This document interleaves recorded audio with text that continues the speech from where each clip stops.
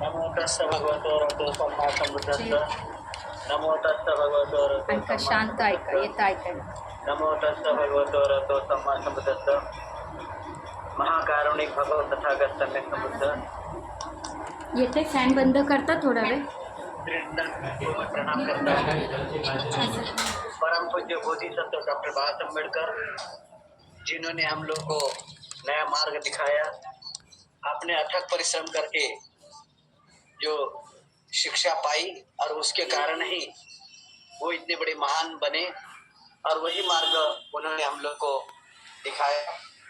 और साथ ही पूरे विश्व में जो सबसे प्रसिद्ध और भारत ऐसे देश का जहाँ विभिन्न प्रकार के धर्म, जाति, परंपरा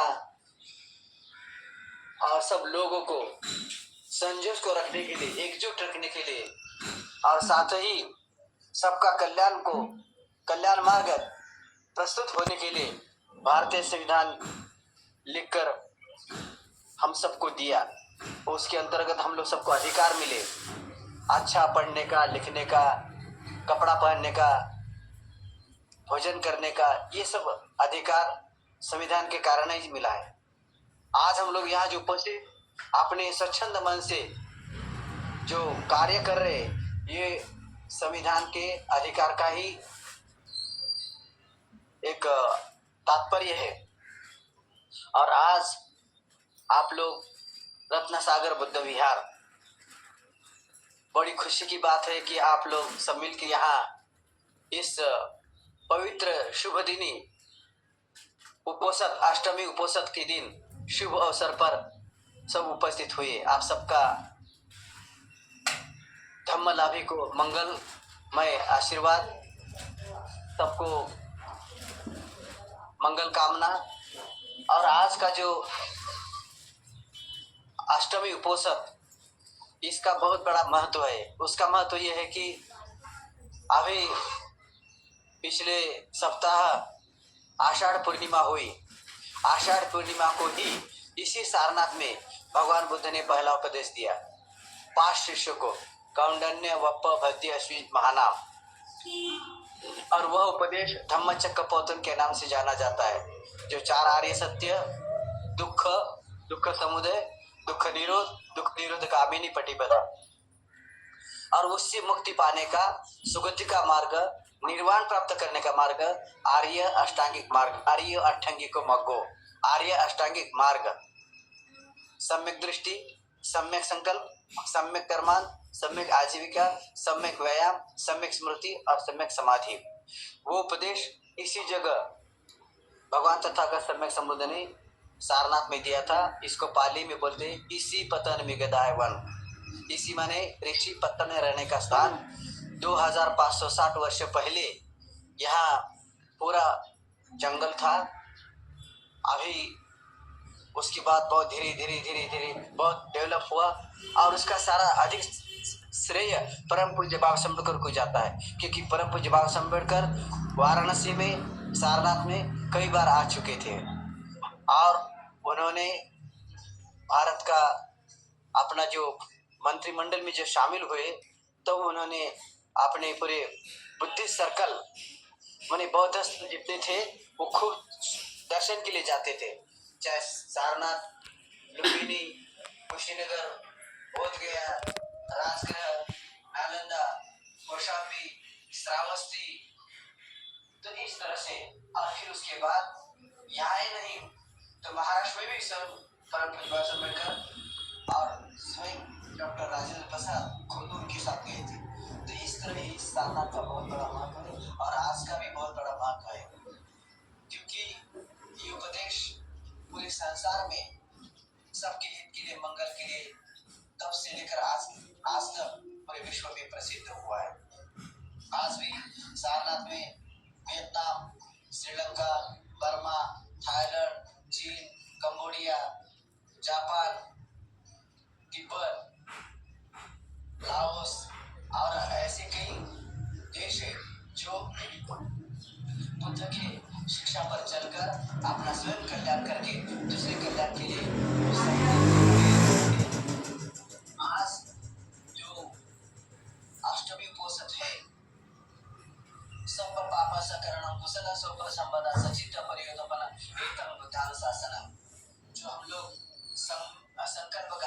होते हैं। कार्यक्रम का समापन इसी गाथा से करते हैं।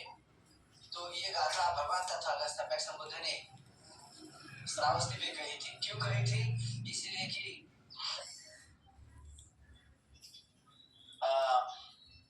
एक बार भगवान तथागत समय सब बैठे थे और आनंद आए और पूछा कि भगवान, सब लोग कहे थे कि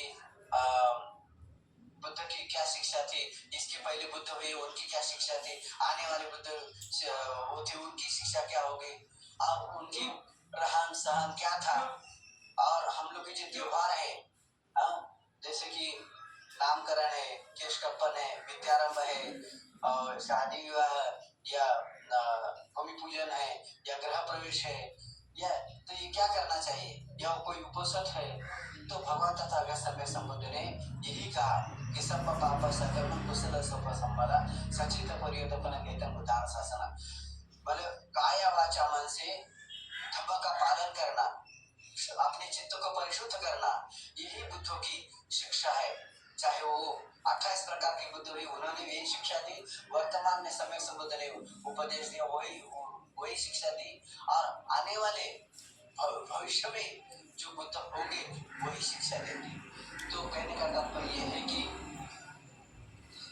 जो हम लोग, हमारे जो बॉडी बनी है 4 महाभूत से, वो मतलब खून, फिर उसके बाद हड्डी, फिर उसके बाद ये वायु माने हवा और अग्नि, 4 महाभूतों से बना हुआ है। और वो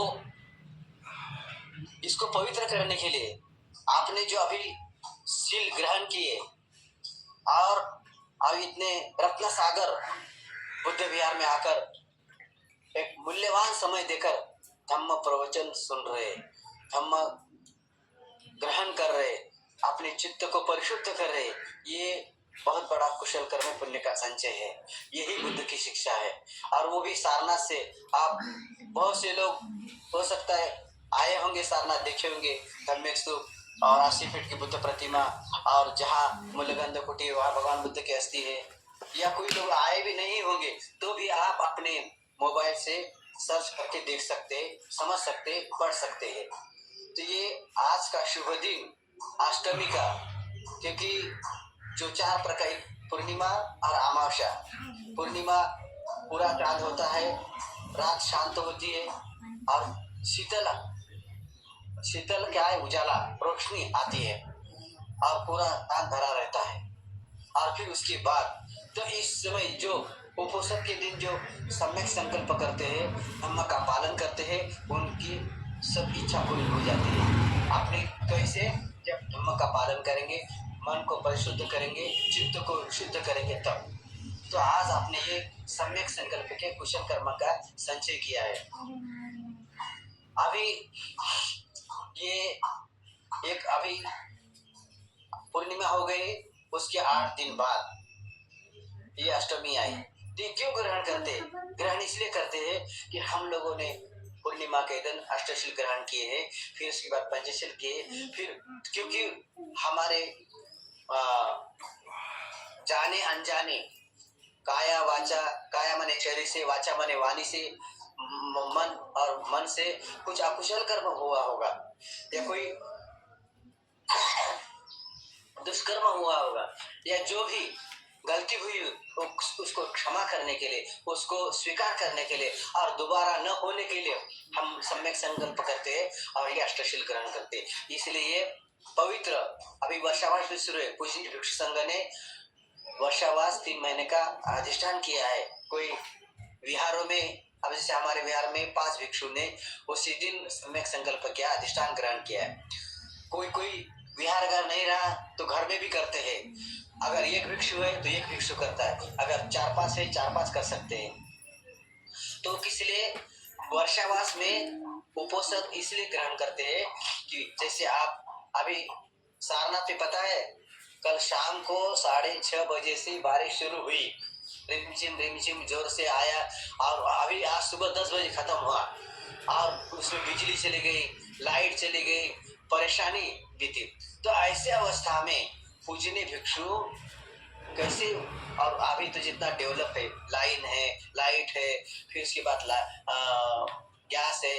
और उस समय तो इतनी सुविधा नहीं थी। उस समय तो आ, अपना मिट्टी का तेल या कुछ तेल लगा में वो बाती को डुबाकर दिया जलाते थे और उसी के आधार पर। और या जो मोहोळ मराठीमध्ये म्हणतात मोहोळ, मोहोळाचं जे एक मध असतो तो गोळा करून त्याची मेणबत्ती बनवतात आणि तो लावतात. तर तशा प्रकारे आजही लावतात आणि पहिल्या काळात 2560 वर्षापूर्वी सुद्धा लावत होते. तर इस प्रकार से ये उपोषण ग्रहण करते, कुशल कर्म करते, किस लिए? मन को शुद्ध करने के लिए, परिशुद्ध करने के लिए।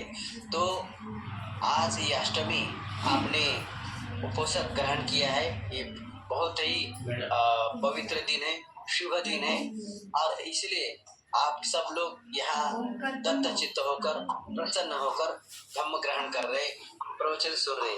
ये कुशल सोपसमदा, कुशल कर्म का संचय।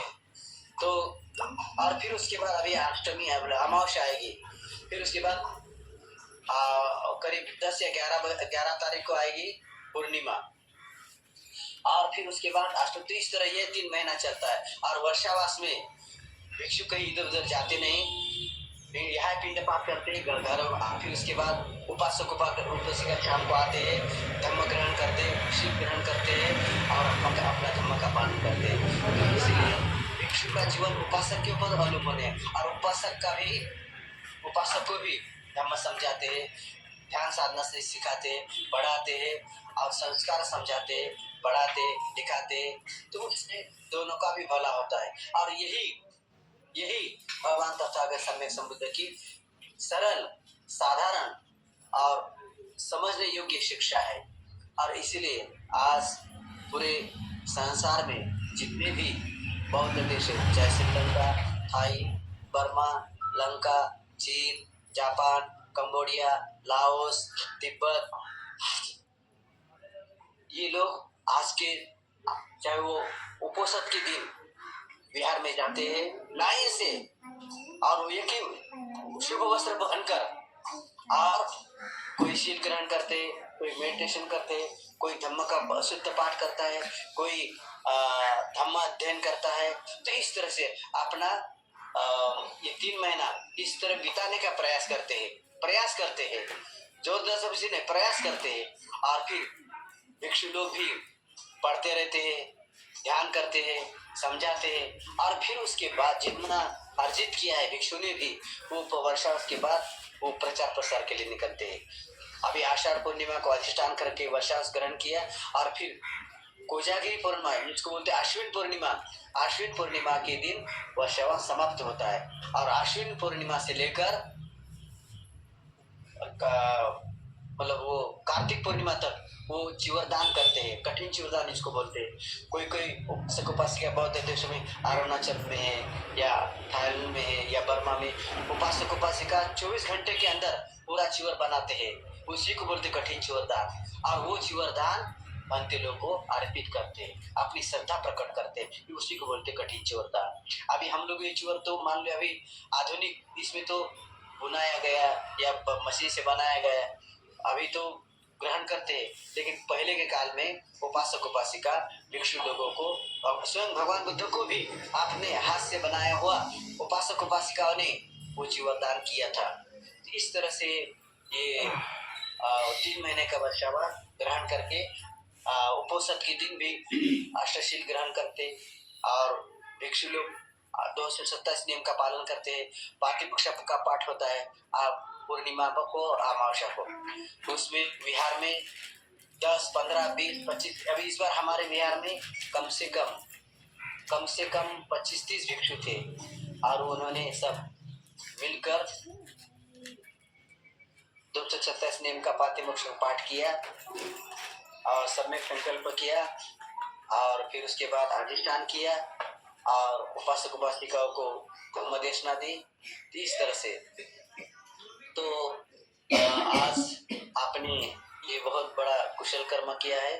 और ये जो सारा श्रेय हमारे उपासिका शारदा ताई नितनौरे और पीजी भोसले गुरु जी की सुकन्या, इन्होंने क्योंकि हमारे पीजी भोसले गुरुजी थे, उन्होंने हमको पूना में ले गए। और ये जो शारदा ताई और पुष्पा ताई, वैशाली ताई और ये उनके भाई संजय, ये तो मुश्किल से कोई कक्षा 3 में होंगे, कोई 2 में होंगे, कोई 5 में होंगे। तो इस तरह से मैं उस समय पहली बार उनके घर गया था। तो बच्चे एकदम आप सब लोग छोटे छोटे थे और ये दोनों एकदम अपना कुशल कर्म करके धर्म का पालन करते अपनी जीविका चल वो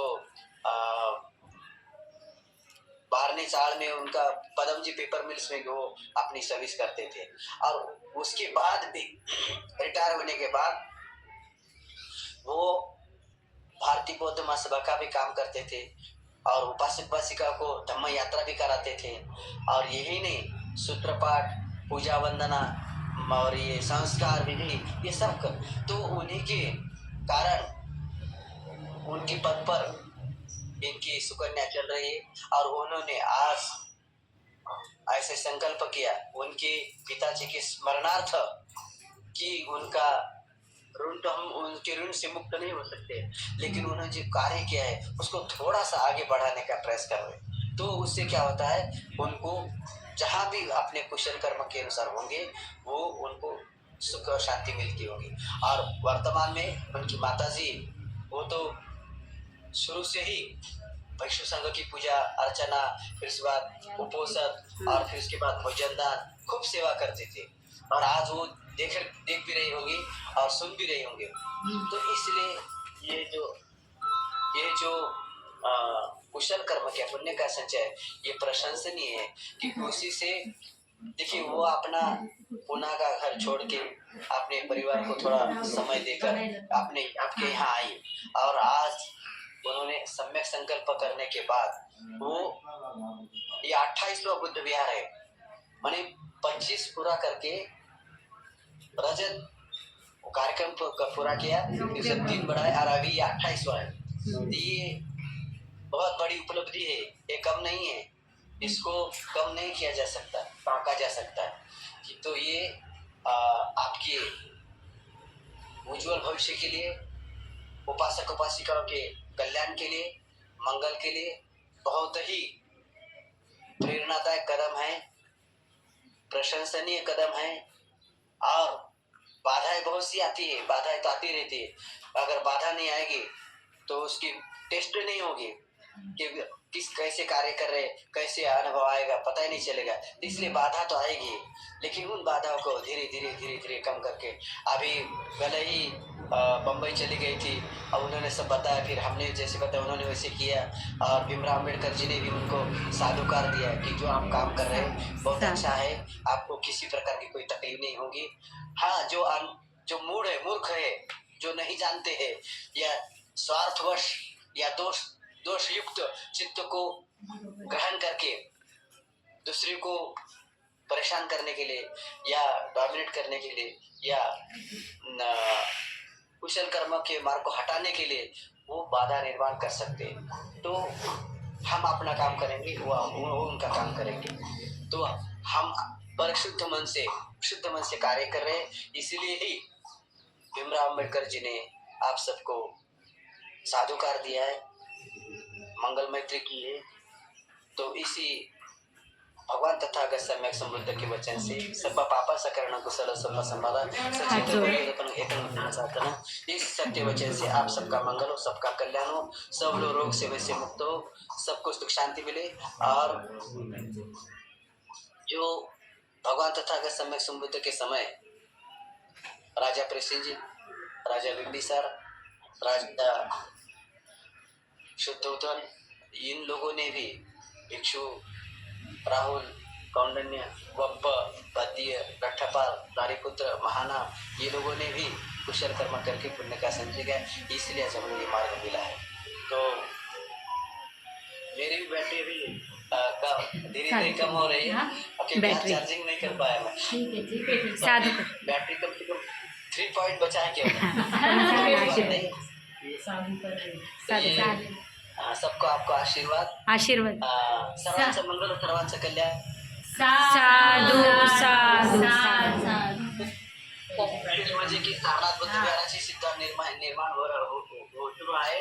तिथे सुद्धा आपण आपल्या परीनं जीव काढून जेवढं काही दान देता येईल दान देण्याचा प्रयत्न करा. त्या फाईल मध्ये ना 1 नंबर पेजला भंतेजींचं QR कोड आहे. तिथे बुद्धविहार बनतंय आणि पर्यटकांचं साधनाचा निवास पण बनतंय. साधू हा बनतेजी, वंदामी बनतेजी, वंदामी बनते वंदामी बनते.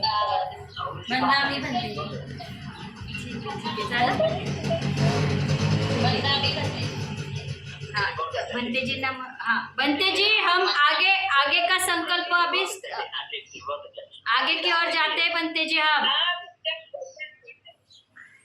बैटरी लो झाली.